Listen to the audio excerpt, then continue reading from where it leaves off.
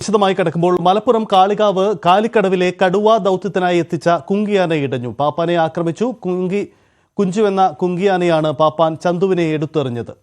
പാപ്പാന്റെ കഴുത്തിൽ പരിക്കേറ്റിട്ടുണ്ട്. ക്യാമറയിൽ കടുവയുടെ ചിത്രം പതിഞ്ഞ പ്രദേശം കേന്ദ്രീകരിച്ചാണ് ഇന്ന് ദൗത്യസംഘത്തിന്റെ തിരച്ചിൽ. കുങ്കിയാനകളുമായി ഇന്ന് ഉൾക്കാട്ടിലേക്ക് പോകാൻ പദ്ധതിയിട്ടിരിക്കെയാണ് കുഞ്ചു ഇടഞ്ഞത്. CV അനുമോദ് ചേരുന്നുണ്ട്. അനുമോദ്, എന്താണ് സംഭവിച്ചത്? ഇപ്പോഴത്തെ സാഹചര്യം എന്താണ് അവിടെ?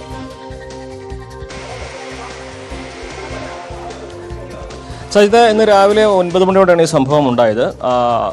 സാധാരണ രീതിയിൽ ചെയ്യുന്ന പോലെ ആനയെ കുളിപ്പിക്കുവാനും വെള്ളം കൊടുക്കുവാനും ഒക്കെ അതിനെ കെട്ടിയ ഭാഗത്തു നിന്നും പുറത്തേക്ക് കൊണ്ടുപോകാറുണ്ട്. അങ്ങനെ കൊണ്ടുപോകാനിരിക്കെയാണ് അടുത്തെത്തിയ പാപ്പാനെ ആന തുമ്പിക്കൈ കൊണ്ട് എടുത്തെറിഞ്ഞത്. പാപ്പാൻ ചന്തുവിൻ്റെ കഴുത്തിൽ, താടിക്കും കഴുത്തിനിടയിൽ പരിക്കേറ്റിട്ടുണ്ട്. ഉടനെ തന്നെ ഇയാളെ വണ്ടൂരിലെ സ്വകാര്യ ആശുപത്രിയിലേക്ക് കൊണ്ടുപോയി. ഇയാളുടെ നില ഗുരുതരമല്ല, പരിക്ക് വലിയ ഗുരുതര സ്വഭാവത്തിലുള്ളതല്ല. അല്പസമയത്തിനകം തന്നെ ഒരുപക്ഷെ ഉച്ചയോടെ ആശുപത്രിയിൽ നിന്ന് അയാളെ കൊണ്ടുവരുമെന്നാണ് അറിയാൻ കഴിയുന്നത്.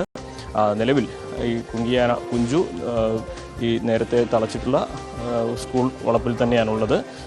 ചങ്ങലയിൽ തന്നെയാണ്. ആന മറ്റ് പ്രശ്നങ്ങൾ ഒന്നും ഇതുവരെ ഉണ്ടാക്കിയിട്ടില്ല. പക്ഷേ ഇത് എങ്ങനെ മിഷനെ ബാധിക്കുമെന്ന ഒരു ചോദ്യം ഉയരുന്നുണ്ട്. പ്രത്യേകിച്ച് കുങ്കിയാനകളെ സംബന്ധിച്ച് അതിന് ഒന്നാം പാപ്പാനാണ് ഏറ്റവും പ്രധാനപ്പെട്ടത്. മറ്റ് പാപ്പാന്മാരെ അനുസരിക്കുന്നതിനേക്കാൾ അത് ഒന്നാം പാപ്പാനെയാണ് അനുസരിക്കുക. അതൊരു പകുതി വന്യ സ്വഭാവത്തിലുള്ളതാണ് കുങ്കിയാനകൾ.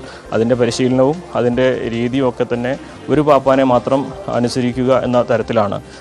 പ്രത്യേകിച്ച് പാപ്പാനെ സംരക്ഷിക്കുവാൻ അത് ഏത് രീതിയിലും പ്രതികരിക്കുന്ന തരത്തിലാണ് അതിനെ പരിശീലിപ്പിച്ചത്. ആ ഒരു സാഹചര്യത്തിലാണ് ആന പാപ്പാനെ ഇപ്പോൾ ആക്രമിച്ചിട്ടുള്ളത്. ഈ മിഷൻ എങ്ങനെ ബാധിക്കുമെന്ന ചോദ്യം ഉയരുന്നത്.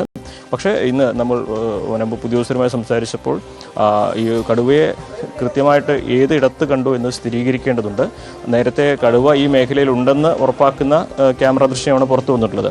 ഇനി കടുവ ഈ സമയത്ത് ഏത് മേഖലയിലാണ് എന്ന് കൃത്യമായിട്ട് തിരിച്ചറിയേണ്ടതുണ്ട്. അങ്ങനെ തിരിച്ചറിഞ്ഞതിന് ശേഷം മാത്രമേ കുങ്കിയാനകളെ ആ പ്രദേശത്തേക്ക് കൊണ്ടുപോവുകയുള്ളൂ. അതിന് ഇന്ന് സാധ്യത കുറവാണ് എന്ന തരത്തിലാണ് രാവിലെ വനംവകുപ്പ് ഉദ്യോഗസ്ഥർ പറഞ്ഞിട്ടുള്ളത്. അപ്പോൾ സ്വാഭാവികമായിട്ടും ഇന്ന് കുഞ്ചുവിനെ മിഷന് കൊണ്ടുപോകുന്ന സാഹചര്യം കുറവാണ്.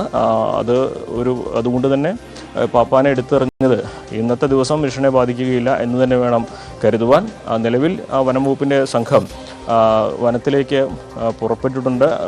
50 ഇടങ്ങളിലായി സ്ഥാപിച്ച ക്യാമറകളിലെ ദൃശ്യങ്ങൾ പരിശോധിക്കുകയാണ് ആദ്യത്തെ മിഷൻ്റെ ആദ്യത്തെ ഘട്ടം.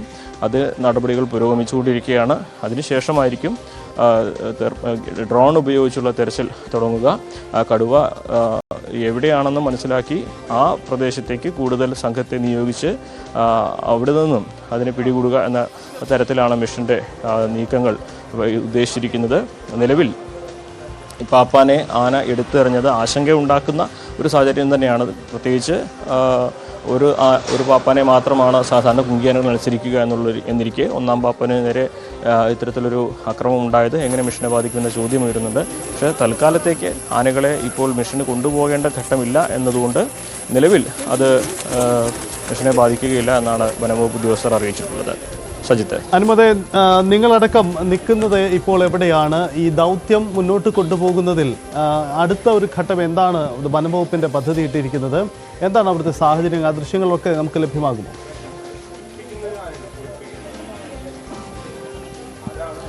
നമ്മളിപ്പോൾ ഉള്ളത് വനംവകുപ്പിൻ്റെ RRT സംഘം, അതേപോലെ ഉദ്യോഗസ്ഥരെല്ലാം തന്നെ ക്യാമ്പ് ചെയ്യുന്ന ക്രസൻറ്റ് സ്കൂളിലാണുള്ളത്. ഇവിടെയാണ് വനംവകുപ്പിൻ്റെ സംഘം ക്യാമ്പ് ചെയ്യുന്നത്.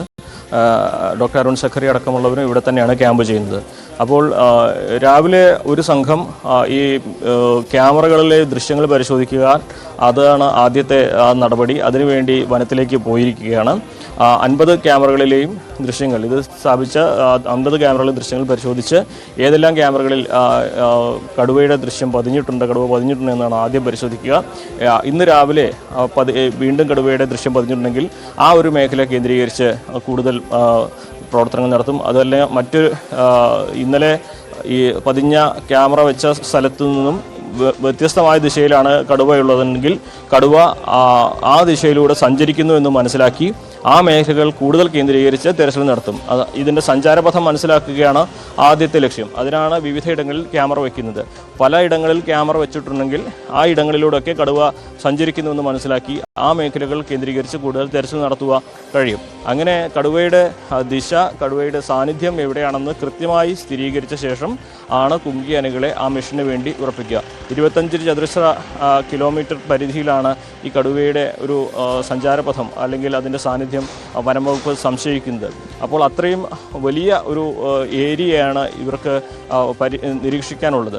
സ്വാഭാവികമായിട്ടും അതിലേതെങ്കിലും ഒരു സ്ഥലത്ത് കടുവയുണ്ടെന്ന് ഉറപ്പാക്കിയാൽ അതിൻ്റെ ലൈവ് ലൊക്കേഷൻ എന്ന തരത്തിൽ നമുക്ക് പറയാൻ കഴിഞ്ഞാൽ ആ മേഖലയിലേക്ക് കൂടുതൽ സംവിധാനങ്ങളും സന്നാഹങ്ങളും കുങ്കിയാനകളടക്കമുള്ളവയെ കൊണ്ടുവന്ന് അവിടെ കൃത്യമായിട്ട് കടുവയെ കണ്ടെത്തി അതിൻ്റെ അടുത്തേക്കെത്തി ഒരുപക്ഷെ കുങ്കിയാനകളെ ഉപയോഗിച്ച് അതിനെ കുങ്കിയാനകളുടെ പ്രത്യേക ഒരു കഴിവ് കടുവയെ ഗന്ധം കൊണ്ട് തിരിച്ചറിയാൻ ഇവയ്ക്ക് സാധിക്കുമെന്നാണ് പരിശീലകർ പറയുന്നത്. അതിനുള്ള പ്രത്യേക പരിശീലനം ലഭിച്ച ആനകളാണ് കോന്നി സുരേന്ദ്രനും കുഞ്ചുവും. അങ്ങനെ കുങ്കിയാനകൾ ഈ കടുവയെ തിരിച്ചറിഞ്ഞ് അതിൻ്റെ അടുത്തെത്തി മയക്കുവെടി വെക്കുക എന്ന ലക്ഷ്യമാണ്, എന്ന പ്ലാനാണ് വനംവകുപ്പിനുള്ളത്. എന്താണെങ്കിലും നിലവിൽ ഇന്നത്തെ പ്രധാനപ്പെട്ട നടപടി ഈ മേഖലയിലെ സ്ഥാപിച്ചിട്ടുള്ള ക്യാമറകൾ പരിശോധിക്കുക എന്നുള്ള ആ നടപടികളാണ് ഇപ്പോൾ പുരോഗമിക്കുന്നത്. അതിനിടെയാണ് ഇപ്പോൾ ദൗത്യത്തിന് തടസ്സമാകുമോ എന്ന തരത്തിൽ കുങ്കിയാനയായിട്ടുള്ള കുഞ്ചു പാപ്പാനെ ആക്രമിച്ച സംഭവം നടക്കുന്നത്. നിലവിൽ പാപ്പാൻ്റെ നില ഗുരുതരമല്ലാത്തതും ആന മറ്റു കൂടുതൽ അക്രമങ്ങളൊന്നും ചെയ്യാത്തതും വലിയ ആശങ്ക നൽകുന്ന സാഹചര്യമല്ല. കടുവയെ പിടിക്കാനായി കൊണ്ടുവരുന്ന ആ ദൗത്യത്തിന് വേണ്ടി അതിൻ്റെ സഹായത്തിന് വേണ്ടി കൊണ്ടുവന്ന കുങ്കിയാന തന്നെ ഇടഞ്ഞ് പാപ്പാനെ എടുത്തെറിഞ്ഞു എന്നതാണ് നിലമ്പൂരെ സാഹചര്യം. എന്തായാലും ഈ വിഷയത്തിൽ ഇനി ദൗത്യം ഏതെങ്കിലും തരത്തിൽ വെല്ലുവിളിയിലാകുമോ എന്ന കാര്യം കൂടിയുണ്ട്. എന്തായാലും അത് സംബന്ധിച്ച് വനംവകുപ്പ് തന്നെ വിശദീകരണം നൽകേണ്ടതുമുണ്ട് എന്നതാണ് സാഹചര്യം.